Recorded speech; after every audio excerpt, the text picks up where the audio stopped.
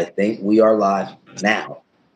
All right. Welcome everybody back to Coy Sports Corner. It is Coy here with none other than former University of Nebraska offensive lineman Todd Peterson back here to break it down with you. How's it going, Todd? Pretty good. How you doing, Coy? It's been a rambunctious day. Had to hustle and bustle and get home and try to get content out to these great people out here, man. So Hey, now I man. wouldn't miss it for the world.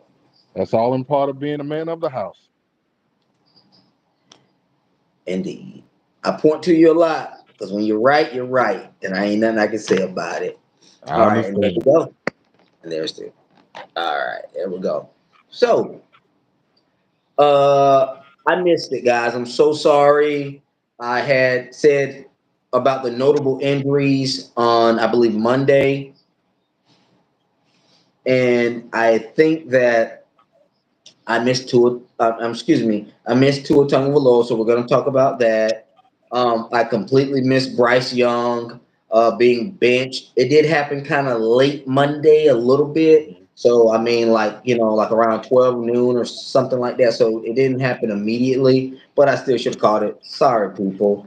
But I'm gonna include that today. We're gonna discuss that. A few college football key matchups, only like three or four, and we're gonna touch on. Um, and also to end the night, we're gonna discuss this game that's going on in New York with Aaron Rodgers for the Jets and Jacoby Brissett for the Patriots. Jarrett Mayo, the head coach, still looking at him very closely. So definitely want to discuss that. But we are going to jump right into it. Bryce Young being benched. You know, when I seen this, I'm going to say this real quick. When I seen this, all I could say was they're gonna say he's a bust. And soon after that, the question became, is he a bust? He's an organizational bust. I couldn't agree with Mel Kiper Jr. more. The way they handled that guy. You gave him a coach that didn't want him. His Mm-hmm. coach did not want him, but the owner said, no, you're gonna get him and you're gonna make him good. Then 11 weeks in, the guy that said that he didn't want him, then that owner, same owner, fires that coach. That the same coach that said he didn't want the same quarterback. So okay, so then you get an interim coach the last few weeks of last season. Then you come back this season. You get a brand new coach in Dave Canellis. He did good things with Baker last year, or whatnot. So okay, he gets a head coaching job. It's only 32, as they say. But Mm-hmm. when I say an epic failure of a quarterback, and I mean that in the most sincere way, if you have such a slight kind of quarterback, he might be about the same height as Kyler Murray, but he's a little bit more slight, if you know what I Mm-hmm. mean. Definitely. Kyler Murray is more stout. You know what I'm Mm-hmm. saying? So that first year you gave him a horrible offensive line. Oh my God, the offensive line is a little bit better this year. They're not too much better. Please don't hype them up too No. big. They're not. They were not. They really set them up to fail last year, and they didn't do it this year. Who did they add at the receiving core? Adam No Thielen one. is old as me. I'm sorry, Yes. he's literally like about old as me. So Yes. that ain't gonna work for you. Who's their running back in Carolina? Even by committee, you would at least have one name or maybe a vet. Who? Who? You I got couldn't tell nobody you. you can name. Wide Yep. receiver. Okay, they got a new rookie wide receiver. But if you don't got the time, if the quarterback don't, he has to have an excellent line. He got to have the New Orleans Saints O line. He got to have that Seattle Seahawks O line in order for a small diminutive quarterback or that Tampa Bay Buccaneers O line. In order for a small quarterback to be able to really thrive, they all Yeah. had great O lines, and he does not. And I thought it was just such uh, under how do I say this? I thought it was just such an underhanded move to do that to Mm-hmm. him. Didn't even let him finish 6 games into his second season. You actually benched him 2 games into his second season. I thought that was one of the most disrespectful things. And I think his redemption story, in my opinion, It's going to be epic if he's put in the right situation. Miami, maybe, but you got the floor now, big guy. I was actually thinking about Miami earlier, but I don't think Carolina's willing to give up on him. And frankly, what you said at the beginning of this segment, man, it's not Bryce Young himself. It's the organization as a whole. The organization, the ownership, and it starts at the top. Leadership starts at the top. Leadership has failed that guy. Leadership has failed that kid. But not only that kid, but they failed the Carolina Panthers fans, failed the city of Charlotte, Carolina, North Carolina. They failed. And it all started with the owner and the owner's decisions. You can't blame that on anybody else because nobody else makes those kind of decisions other than the owner and the general manager. That's where it starts. And those are the failures right now. Everybody else and the product that they put out on the field, you can't hold those guys accountable because nobody puts them in the right position to make plays. And this is one of those cases.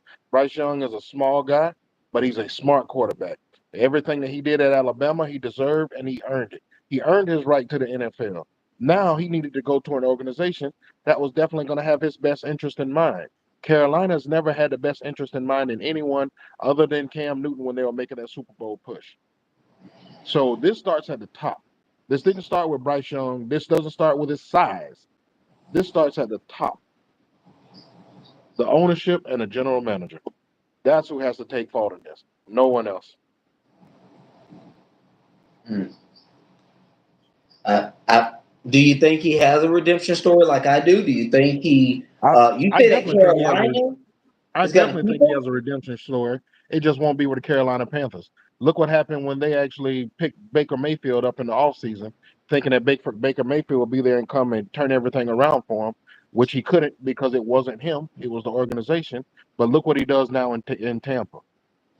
So obviously it wasn't the athlete, obviously, because I now he's think on his second season and he's successful. I think that goes without saying. Definitely Yeah, wasn't the athlete. yeah. She. Um. Another thing. Should Bryce Young request a trade? Should he I don't think request he's in a one? Just be public about it. I don't think he's in a position to request a trade right now. I would definitely think that will be coming at the end of the season. That will be an expectation of mine. But right now, just because he doesn't want to ruffle any feathers and he doesn't want to be a cancer in the locker room, right now is not the time to talk about that. They're still going to pay him a check every Sunday. So sit there and collect your check and then request that trade at the end of the season. Not a bad proposition. Yes. Um. Do you do you think that the decision to bench him came from which Dave, the owner or the head coach? I think that was a combination of both. The owner definitely didn't want to bench him because that's going to make him seem like a failure. But when it comes down to the product that they're putting out on the field, that Dave, the head coach, feels like Andy Dalton may be a better option at this time, only because Bryce Young's confidence isn't where it needs to be. But that comes from the surroundings. That doesn't come from the athlete. You have to put an athlete in a position to be successful and to build his confidence, especially a young quarterback like that, who you're looking to start as a rookie, which he did last year. So I think that's a combination of both. But when you also don't do well in the free agency, you also don't do well in the draft, what can you expect from either any of those athletes on the field? You can only expect mediocre play because they have mediocre surroundings. Fair. I think that's a fair summarization there. Yeah. That's for sure. Well, I mean, I hope the kid does have that redemption story, whether it's in Carolina. Preferably, I would love for him to get out of Carolina.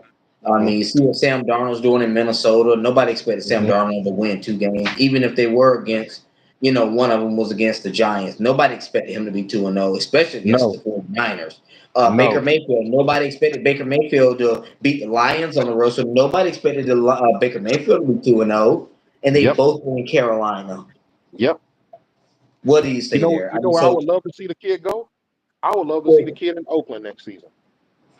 you mean Las Vegas?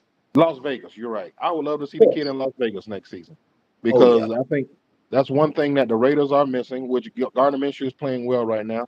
But I think when it comes to a long-term solution, they need a quarterback because he's not a long-term solution. And with this kid coming out of a situation like he's in Carolina, go to a coach like Antonio Pierce, who is going to not only demand, but also going to praise him and prepare him to be the best he could possibly be on the field. I think that'd be a perfect situation for him to be in Las Vegas. Absolutely. Absolutely. And he has a decent enough line in Las Vegas as well. At least decent enough to where he'll be able, with his processing, with Mm-hmm. his smarts, he will be able to process quick enough. I feel like, and I feel like his confidence will be restored. I Yes. think his confidence is so shaken in Carolina, even if he were to be given back the job, at Mm-hmm. least immediately now, at least in the Mm-hmm. next week or so, he's not gonna be playing to his level that he could play at because that No. confidence. But I think a new setting after what he just went through, I think a Mm-hmm. new setting, a reset button, is drastically needed for Bryce Young to really Yes. see what he can really do, what he can really produce. You know what I mean? Yes, definitely. And I All think right. So the locker room would definitely help Bryce Young in Las Vegas as well. Because when you got a locker room like that, you got leadership on your team and they exhibit leadership to other players. I think that goes a long way. Just what Max Crosby did to Gardner Minshew last week when he threw the interception. Somebody like that on your team would be perfect for a young quarterback. To let a vet come to a young quarterback and let him know, man, we still believe in you. Don't you get your head down. We're going to win this game. He that's needs to what be in a Max setting like that. Crosby. That's what That was Max Max. Crosby did to Gardner Minshew. Gardner Minshew threw an interception. Max Crosby met him on the numbers to tell him, man, you shake that off. Keep your We head got up. this. We're going to win this game. Let's go play ball. Basically, keep your head up. Keep your Hell head yeah. up. Keep your head up. So You need that he from needs a to be in a teammate. situation like that. You need that from a teammate when you're in a down moment. You really need Especially that more so. especially a veteran leader. That's coming from a veteran leader. Yeah, you got to have that. Yeah, absolutely, absolutely. So yeah, no, I would love to see him in Vegas. I ain't gonna lie either. I would like to see him in Miami. Me personally, I wouldn't mind going to Miami for this season at least since Tua's out, and he's probably gonna be out for a little bit. You know, Hmm. but I get it. He's only in his second year. He's just got drafted last year, so he's probably in no honest position to be able to just get ask for Yeah, request a trade. They would have to outright release him in order for yeah, him to leave from Carolina right now. So yes. And you're right they're about that. definitely not going to release him during season. Right, Because even absolutely. if they release him during season, now who do you have as a backup? You're starting Andy Dalton. Andy Dalton is old as I am, pretty much. The So would Red you start Rifle. Andy? Yeah, the Red Rocket. So you're starting Andy Dalton. You got to have a backup just in The case. Red Rifle. Yes, sir. Yes, sir. All right. So speaking of Miami, we just spoke on how we both thought about Miami or whatnot for a possible landing spot for Bryce Young. Obviously, the news coming out of Miami down in Dade County is Tua Tagovailoa getting his. I got here third or fourth, but you corrected me. You said no. This is his fourth concussion over the last two seasons, I believe. I think it started in 2022. This is Hmm. 2024. And two different times his hands were like this on the ground while he's on his back. That And what? right there And let me know a lot. It let me know all another what I thing to needed to me. know. Yeah, and that's another thing to me is that this time he didn't even get helmet to helmet. His ground didn't hit the ground. He actually hit the chest of Damar Hamlin. Now me, I'm a man of faith and I look for signs from God. And judging the situation and how he's been with these concussions, when I run into Damar Hamlin, whose life was saved last season on a football field, I'm going to pay attention to that. This is my fourth concussion, and these aren't just concussions where I get up and walk off the sideline and they put me in concussion protocol, and on Tuesday I can practice a little bit. No, these are neurological because look at his hands. When it comes to something like that, you have a young family, you have a young wife, you got plenty of money. Walk away from this game and do something different. Help your little brother. But at this point, you putting on a helmet because even a guardian cap wouldn't prevent him from having a concussion. He ran into DeMar Hamlin's chest. No head to head, no shoulder, no elbow, no getting slammed on the ground, no taking a hard tackle and your head bouncing off the ground. You ran into his chest. Gives you something to think about there. Gives you a It lot to really think about, does. Yeah. especially when it's affecting your nerves. It makes you cringe. The two times when I did see it made me cringe to see Live outside of football. what was that? There's a long life to live All right, outside a of little bit of football. technical difficulties.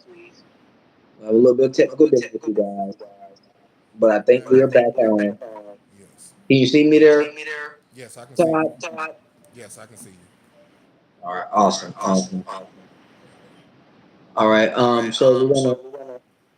All right, there's a huge echo. So, is your phone on speaker? Like No. when you had it on, you put it on. Okay, so Well, here it doesn't give me an option to turn it on speaker or not. When you go live, it just allows me to hear and talk to you. okay. You know what? My Wi-Fi may be on.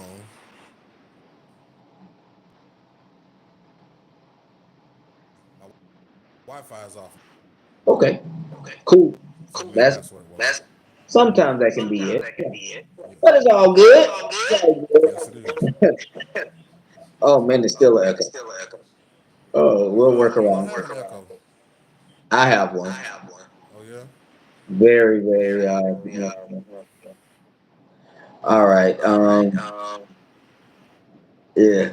All right, guys. So what we're gonna do is we're gonna come right back to you guys, but we're gonna clear out the key because that's very hard to continue to listen to a loud echo playback, and I can hear it very loud. So Okay. I'm gonna hit you right back. I'm gonna send you right back on with me. Okay. Okay, that'll work. All right, guys. Stay locked.